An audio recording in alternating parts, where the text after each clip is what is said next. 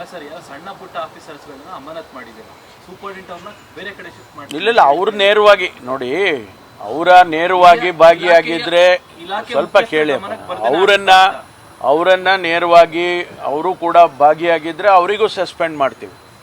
ಯಾರನ್ನೂ ಮುಲಾಜಿಲ್ಲದೆ ಅವ್ರನ್ನ ಶೆಲ್ಟರ್ ಮಾಡೋದು, ಇವ್ರನ್ನ ಸಣ್ಣವ್ರನ್ನ ಯಾರನ್ನೋ ಮಾಡೋದು, ಆ ರೀತಿ ಮಾಡೋಕ್ಕೆ ಹೋಗೋದಿಲ್ಲ. ಅದಕ್ಕೋಸ್ಕರನೇ ಈಗ ನಾವು ಇನ್ವೆಸ್ಟಿಗೇಷನ್ ಪ್ರಾರಂಭ ಮಾಡಿದ್ದೀವಿ. ಅವರ ಭಾಗಿಯಾಗಿದ್ದಾರೆ, ಅವ್ರ ಗಮನದಲ್ಲಿ ಇತ್ತು ಅಥವಾ ಅವರ ನೇರವಾದ ಅವರ ಕೈ ಕೆಳಗಡೆ ಇತ್ತು ಅಂತ ಅಂದರೆ ಅವರನ್ನು ಕೂಡ ಸಸ್ಪೆಂಡ್ ಮಾಡ್ತೀವಿ. ಯಾವುದೇ ಮುಲಾಜಿನ ಇಟ್ಕೊಳಕ್ಕೆ ಹೋಗೋದಿಲ್ಲ ನಾವು. ಸರ್, ನೀವೇ 2-3 ಬಾರಿ ಕೇಳಿದಾಗ ಹೇಳಿದ್ರಿ ದರ್ಶನ್ ಅವ್ರಿಗೆ ಯಾವ ರಾಜಕೀಯ ಕೊಡ್ತಿಲ್ಲ, ಕಾಮನ್. ಹೌದು, ಅಲ್ಲಿವರೆಗೂ ನೀವು ಪ್ರಶ್ನೆ ಮಾಡಿದ್ದು ನನಗೆ ಚಿಕನ್ ಬಿರಿಯಾನಿ ಕೊಟ್ಟಿದ್ದಾರೆ ಅಂತ ಕೇಳಿದ್ರಿ. ಆ ಸಂದರ್ಭದಲ್ಲಿ ನಾನು ಹೇಳಿದ್ದು ನಿಜ, ಚಿಕನ್ ಬಿರಿಯಾನಿ ಕೊಟ್ಟಿರಲಿಲ್ಲ. ಅದಕ್ಕೆ ನಾನು ಹೇಳಿದ್ದೆ ಅಂಥದ್ದು ಯಾವುದೂ ಘಟನೆ ನಡೆಯೋದಿಲ್ಲ, ಪ್ರಿಸನ್ ಮ್ಯಾನ್ಯುಯಲ್ ಬಿಟ್ಟು ಏನು ಕೆಲಸ ಮಾಡೋದಿಲ್ಲ ಅಂತ ಹೇಳಿದ್ದೆ. ಆದರೆ ಈ ಘಟನೆ ಆಗಿದೆಯಲ್ಲ, ಅದಕ್ಕೇನು ಸಮರ್ಥನೆ ಮಾಡ್ಕೊಳಕ್ಕೆ ಹೋಗ್ತಾ ಇಲ್ಲ ನಾನು.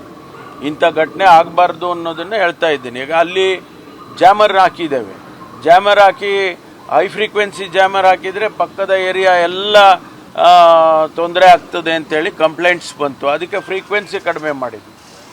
ಈಗ ನಮಗೆ ಇನ್ವೆಸ್ಟಿಗೇಷನ್ ಆಗಬೇಕಾಗಿರೋದು ಅಲ್ಲಿ ಫೋಟೋ ಯಾರು ತೆಗೆದ್ರು, ಒಂದು ವೇಳೆ ಅವರು ಮೊಬೈಲ್ ಫೋನ್ನಲ್ಲಿ ಫೋಟೋ ತೆಗೆದಿದ್ರೆ ಮೊಬೈಲ್ ಹೆಂಗೋಯ್ತು ಒಳಗಡೆ, ಯಾರು ಮೊಬೈಲ್ನಲ್ಲಿ ತೆಗೆದಿದ್ದಾರೆ, ಇದನ್ನೆಲ್ಲ ಇವಾಗ ತನಿಖೆ ಮಾಡ್ತೇವೆ. ಅದಕ್ಕೆ ಸಂಬಂಧಪಟ್ಟವರು ಸೀನಿಯರ್ಸ್ ಯಾರಿದ್ರೆ ಅವ್ರ ಮೇಲೂ ಕ್ರಮ ತಗೊಂತೀನಿ. ಪೋಷಕರು ಬಂದ್ರೆ ಅಲ್ಲಿ ಭೇಟಿಗೆ ಅವಕಾಶ ಕೊಡೋಲ್ಲ, ಜಾಸ್ತಿ ನಿರಾಕರಣೆ ಮಾಡ್ತಾರೆ. ದರ್ಶನ್ ಟೀಮ್ ಭೇಟಿ ಮಾಡೋದಕ್ಕೆ ಒಳ್ಳೆ ಸಾಲ ಹೋಗ್ತಾ ಇದ್ದಾರೆ. ಇಲ್ಲ, ಎಲ್ಲರೂ ಒಳಗಡೆ ಹೋಗಿಲ್ಲ, ಎಲ್ಲರೂ ಒಳಗಡೆ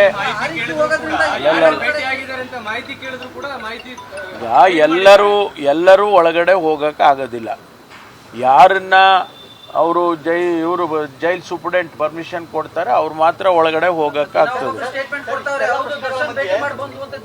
ಅದನ್ನ ನೋಡೋಣ, ಈಗ ಈ ಇನ್ವೆಸ್ಟಿಗೇಷನ್ ಅಲ್ಲಿ ಅದು ಕೂಡ ಗೊತ್ತಾಗುತ್ತೆ.